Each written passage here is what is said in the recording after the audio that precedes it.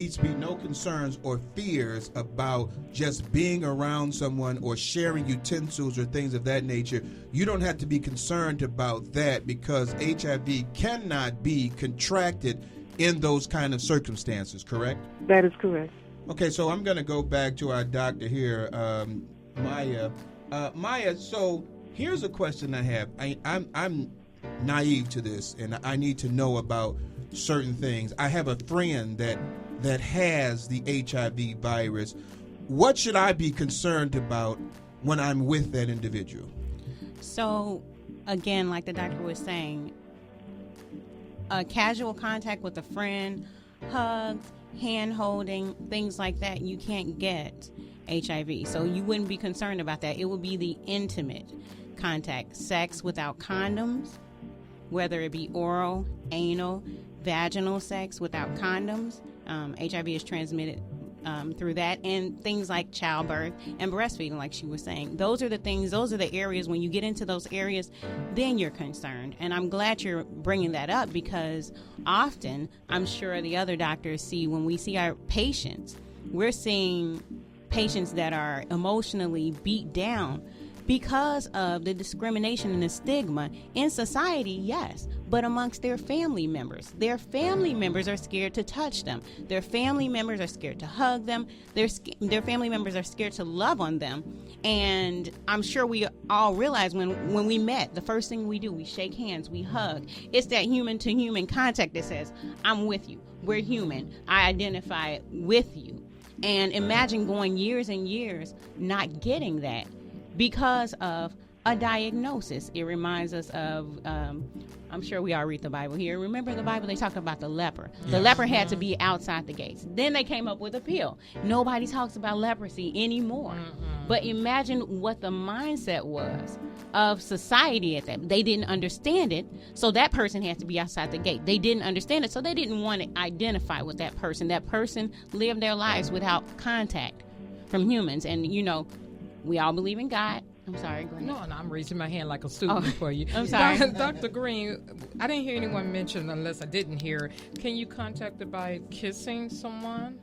Usually, typical kissing, no, you cannot contact it. Again, if there's blood being passed, but you do not get it from saliva. You do not get it from saliva. And can you just say that one more time you so do people can not understand get that? HIV from saliva. So we don't have to be afraid of kissing someone because they have the HIV virus. I want to bring something to your attention, too. I'm currently chatting with someone who is HIV positive. Okay. And one of the things that they wanted me to mention that, and I'm saying this now because we just talked about it, about a mother who's positive. When the baby's in the womb, it's actually not exposed. But as it passes through the birth canal where there's blood, that's when it gets exposed more highly than through the breast milk, which we know the breast milk does. We were going to talk about that. Go ahead, because I'm going to ask him another question. May I address that, please? Oh, she wants to. Go ahead, doctor. Okay, so for pregnant HIV-positive women, there has been a very effective intervention that can reduce the probability of transmission from mother to child to less than 1%.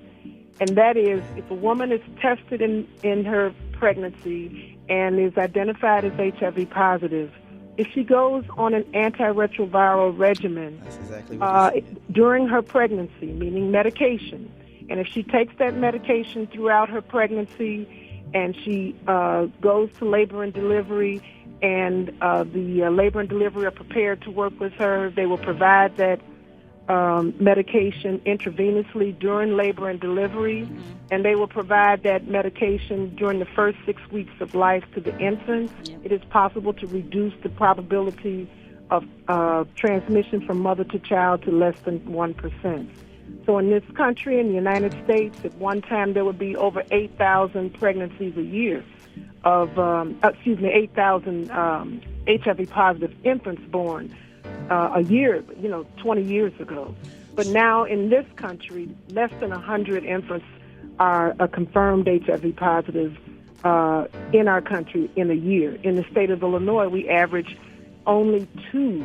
That is our average, only 2 individual cases of HIV transmission in our state each year for the last 6 years. Hey, doctor, we've got a caller on the line, so I want to let her get on there so we can talk. Oh, the caller's left us?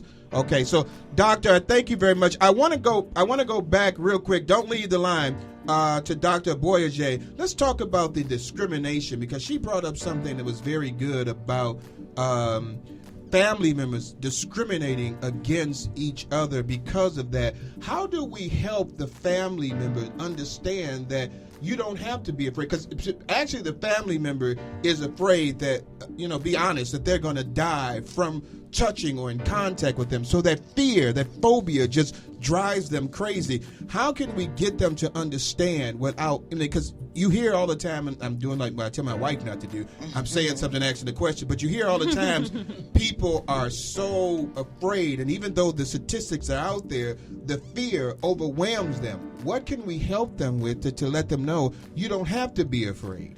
I think the biggest thing is just knowledge. Just teaching them when we see our patients. I think we all do it. Just, you know what? If the family's there, talk to the family and say, this is what the reality is.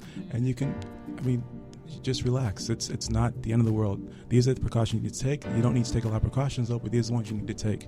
This is how it's transmitted, and this is what we need to understand. As long as we do that with our patients, I think that helps. I think they both brought up a lot of the ways how it's transmitted, and by saying that, they sort of said most of the contact you don't need to worry about. So now we've got this. Now we've got this person who is in your office, and either one of you can answer this, and they know this. She said that they feel rejected, discriminated. They're feeling down. Their family doesn't even want to be around them. How do you help them? How do you help them to go forward with such of a burden in their lives? So in my experience, I find that a patient that's enrolled in a supportive program, I'm from the Ruth M. Rosting Core Center, where we have kind of a holistic approach to it. So we have support programs, we have therapists right there in the clinic. So if the patient expresses it that second, they can go to a therapist right there in the clinic, which brings up another issue that a lot of times in our communities, we don't want to deal with mental health, So we deal with it right there, and they're able to schedule follow-up. And we're all able to offer a community that can support that person through this time. Now, I do want to point out, not all of our families are doing this. It's a lot of them, but we see patients that they tell their families are supportive and they get through it. That's not most of the time. That's the problem. So I think if you're out there and you've been diagnosed, get a support system. Some people go and they talk to the ministers at their church. Some people talk to their friends. Some people come there and they talk to us. But get a support system. You are not alone in this. And until we can stamp out that stigma, there are people there that are already aware and willing to help you. I like what Dr. O was saying, because basically what he was saying was something that we've always known. My people are destroyed for the lack of knowledge. These families are discriminating and being destroyed, breaking up the family because they lack the knowledge. Yeah. Dr. Aboyeji, give us some of the places that you can tell people they can go to get this kind of resource. I think the easiest thing is there's a website called AIDS.org, or actually AIDS.gov. And I think if you go to that website, what I like about that website is if you put in your area, if you put in where you live, it can actually give you AIDS resources around you. And it talks about everything. I think that's really important. There's a bunch of other websites, but again, AIDS.gov I think is a very useful one. When I went on it a few days ago, I found it very useful, giving a lot of resources in the area. Another one is cdc.gov, thebody.gov. I like that website because it's a community, an online community, people of HIV, physicians, practitioners in general, and just ask questions that you may not feel comfortable asking your provider, but somebody else thought of it and put it on that website and asked it, and they got answers, and they got really useful answers. I think another website is goaskalice.columbia.edu. It's a website based out of Columbia in New York, and it has a lot of STD-related questions, very useful information on the website. But again, the big one I like and I've used over the last couple of days is AIDS.gov. I think from that website, you can access the CDC website. You can access a lot of useful information about HIV in general. Now, we will have those on our Facebook page as well. Tracy, you got something you want to add on there? Well, actually, I want to ask a question, okay? I mean, we're discussing living with HIV or AIDS, and my thing is, can someone tell me how it could affect, like, your daily living as far as going to work and, things like that? I think once your HIV is under control, once you're with a provider and you're on the medication, you have a steady regimen, it becomes secondary. It becomes something in the back of your mind, not the front of your mind. So it's one of those things. Once you get with a provider, and once you know what the diagnoses are, you're taking medications, you have a regimen that you're comfortable with. It becomes something that doesn't stay in the front of your mind; it's in the back of your mind. This is how I have to chime in here. That's with time, but I think that's what eventually happens with a lot of patients with time, but I think it doesn't. Okay, my quick question is, how long does the body retain HIV before you even realize you have it? Is it sitting dormant for like years at a time before it surfaces up?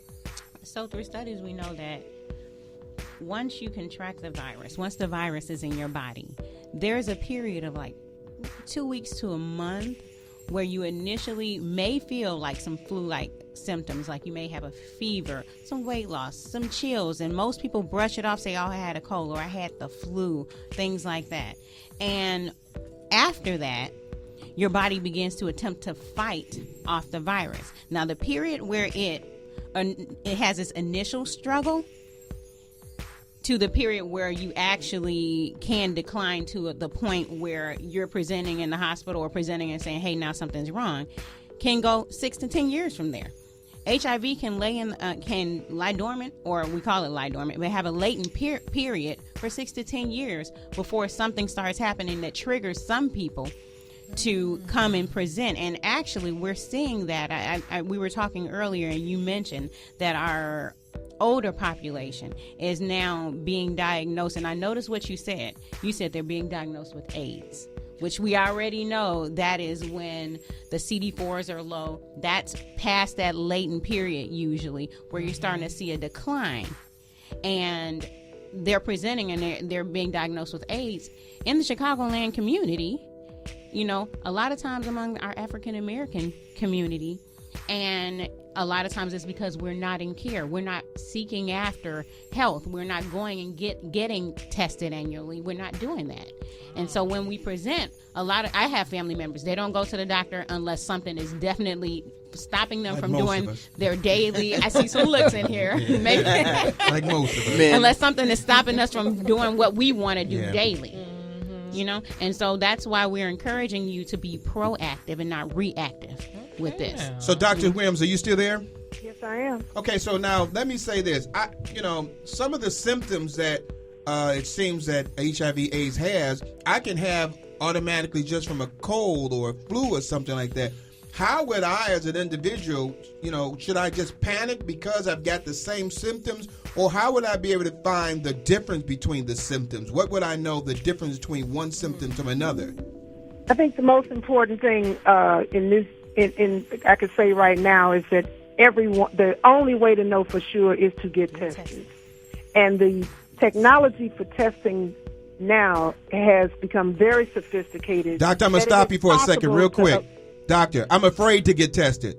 What you going to do? I'm afraid. I don't want to do that because I don't want to know.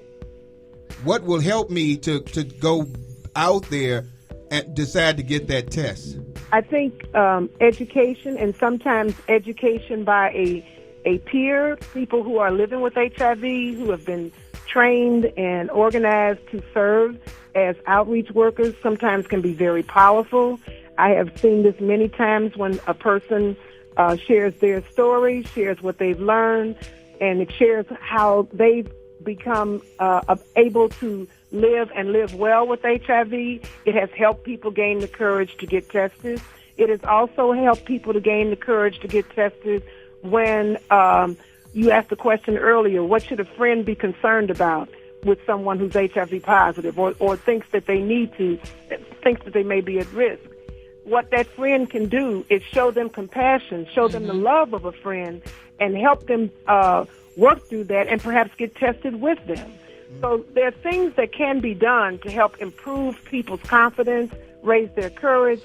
We have to, as a community, do everything we can to reduce, if not eliminate, stigma and discrimination so more people will feel comfortable about getting testing. Okay, what we're going to do right now, we're going to go to our station identification break, and we're going to come back to this. Hazel, do your thing, girl.